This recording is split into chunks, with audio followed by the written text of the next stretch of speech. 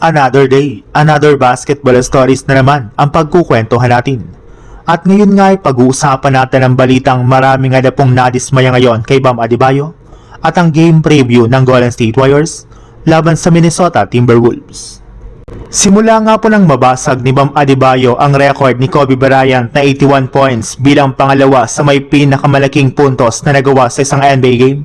ay marami na nga po ang mga fans at analyst ang nag-expect sa kanya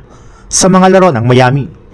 Pero lahat rin naman nga po sila ay na-disappoint lamang matapos makapagtala lang ito ng 21 points sa panalo ng Miami Heat laban sa Milwaukee Bucks.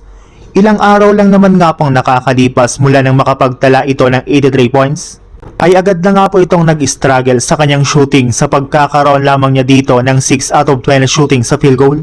0 out of 5 shooting sa 3-point line at 9 out of 13 shooting naman sa free throw line. At dahil nga po sa pagbagsak ng kanyang performance, ay sinamantala nga po ito ng kanyang mga haters at ibang mga fans para batikusin ulit si Bam Adebayo dahil sa pagtatala niya ng 83 points at pagbasag nito sa record ni Kobe Bryant. Hindi nga na po talaga totoo ang kanyang ginawang performance noong nakarang araw dahil tinulungan nga po siya ng Miami Heat at maging ang Washington Wizards. Sa ibang balita naman,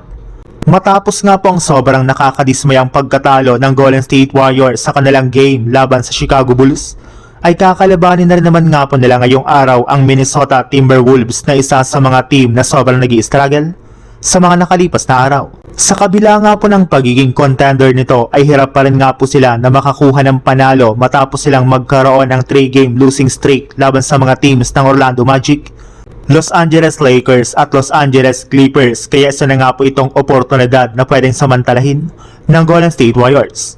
Pero sa kabila nga po niyan ay nananatili para naman nga po bilang dihado dito ang JSW at yamado naman ang Minnesota Timberwolves. Marami nga pong mga analyst ang naniniwala na mas gutom ngayon ang Wolves na makabawi ng panalo kontra sa Warriors matapos ang ilang araw nilang pag-struggle at pagkatalo dito. Hindi para naman nga po nanalo ni samang beses ang JSW sa Wolves sa tuwing nakakaharap nila ito nang wala si Stephen Curry at Jimmy Butler sa kanilang lineup.